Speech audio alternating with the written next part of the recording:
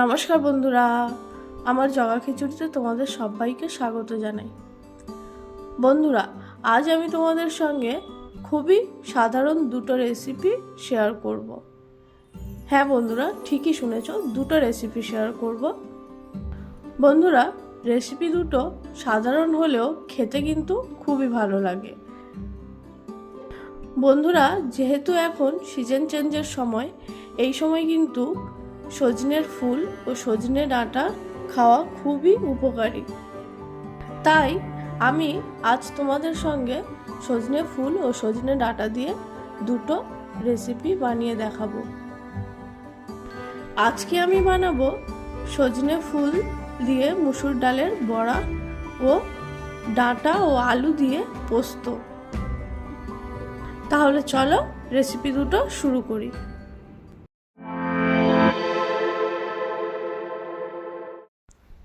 বন্ধুরা, ডাঁটা আলু পোস্তর জন্য আমি 200 গ্রাম ডাঁটা নিয়েছি।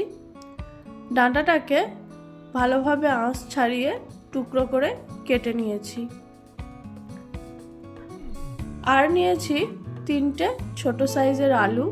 আলুটাকেও ডাঁটার মতোই লম্বা লম্বা করে কেটে নিয়েছি। যেহেতু ডাঁটা পোস্ত তো লাগবেই, তাই 3 টেবিল চামচ পোস্তর সঙ্গে 2টো কাঁচা লঙ্কা দিয়ে বেটে নিয়েছি। বন্ধুরা, আমি ডাঁটা পোস্তটার জন্য এখানে বড় বড় সজনের ডাঁটা ব্যবহার করেছি, কিন্তু আমি তোমাদেরকে বলবো, তোমরা যদি বাজারে কচি কচি সজনের ডাঁটা পাও তাহলে সেই ডাঁটাটাই ব্যবহার করো। কচি সজনের ডাঁটা দিয়ে পোস্ত বানালে কিন্তু আরও বেশি ভালো লাগে। আমি যেহেতু কচি ডাঁটাটা পাইনি, সেহেতু আমাকে এই ডাঁটাটা দিয়েই পোস্ত বানাতে হয়েছে। না, একদমই আবার এটা ভেবো না যে বড় ডাঁটা দিয়ে পোস্ত বানালে খেতে ভালো লাগবে না।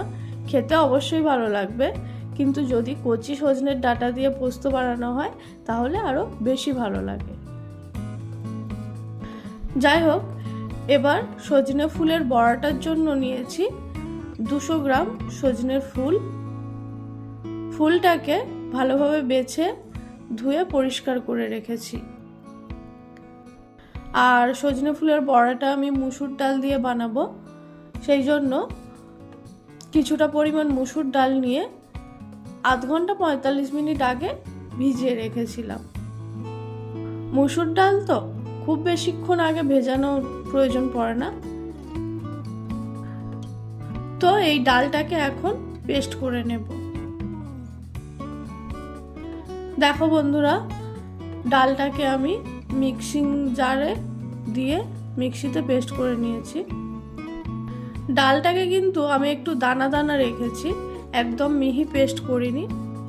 একদম মিহি পেস্ট করলে আবার ভালো লাগবে না, একটু দানা দানা যদি রাখা হয় তাহলে ভালো লাগবে বেশি। তো বন্ধুরা, প্রথমে আমি সজনে ফুলের বড়াটা বানিয়ে নেব, তাই ফুলের বাটিটা নিয়ে নেব। এই সজনে ফুলটার মধ্যে পেস্ট করে নেওয়া ডালটা দিয়ে দেব।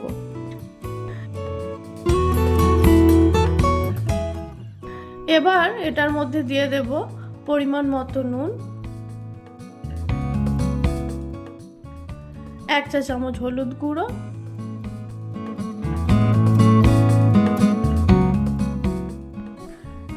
1 চা চামচ রসুন বাটা, একটা বড় সাইজের পেঁয়াজ কুচোনো, আর ঝালের জন্য দেব কাঁচা লঙ্কা কুচি। ঝালের পরিমাণটা তোমরা তোমাদের মতো বুঝে দিতে পারো। বন্ধুরা, রসুন বাটার জায়গায় কিন্তু তোমরা রসুন কুচোনোও ব্যবহার করতে পারো। এই বড়াটার মধ্যে একটু রসুন কুচি বা রসুন বাটা দিলে কিন্তু এর টেস্টটা ভালো হয়। এখন এই সব কিছুকে খুব ভালোভাবে একসঙ্গে মিশিয়ে নেব।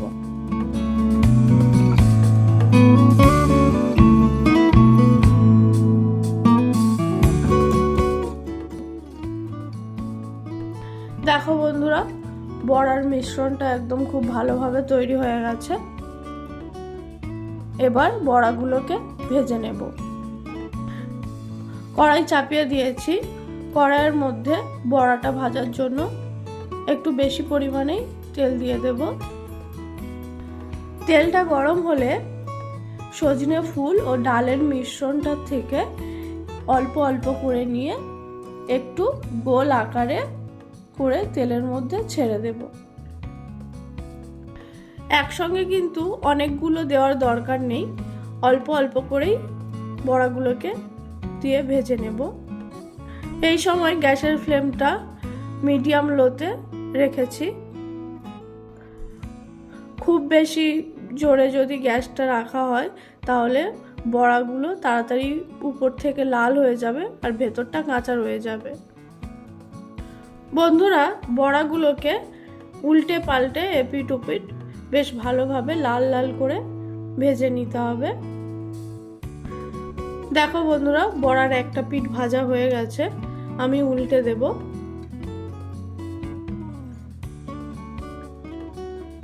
উল্টে দেওয়ার পর অপর পিঠটাকেও বেশ ভালোভাবে ভেজে নিতে হবে।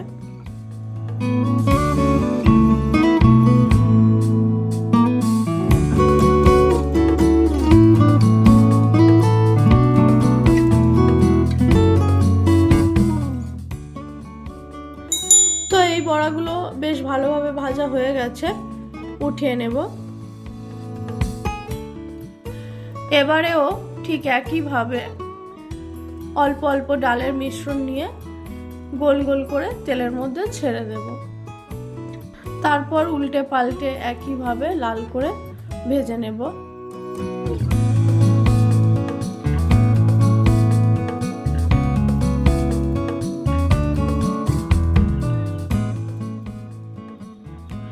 তো দেখো বন্ধুরা, এবারের বড়াগুলো বেশ ভালোভাবে ভাজা হয়ে গেছে, উঠিয়ে নেব। সজনে ফুলের বড়াটা তো ভাজা হয়ে গেল, এবারে ডাঁটা আলু পোস্তটা বানাবো।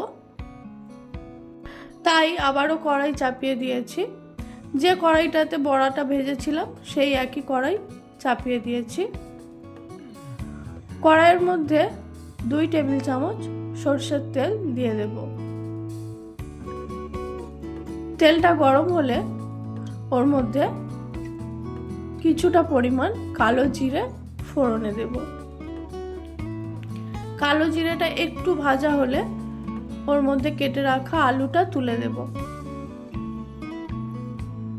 আলুটাকে দেওয়ার পর একটু হালকা করে আলুটাকে ভেজে নিতে হবে।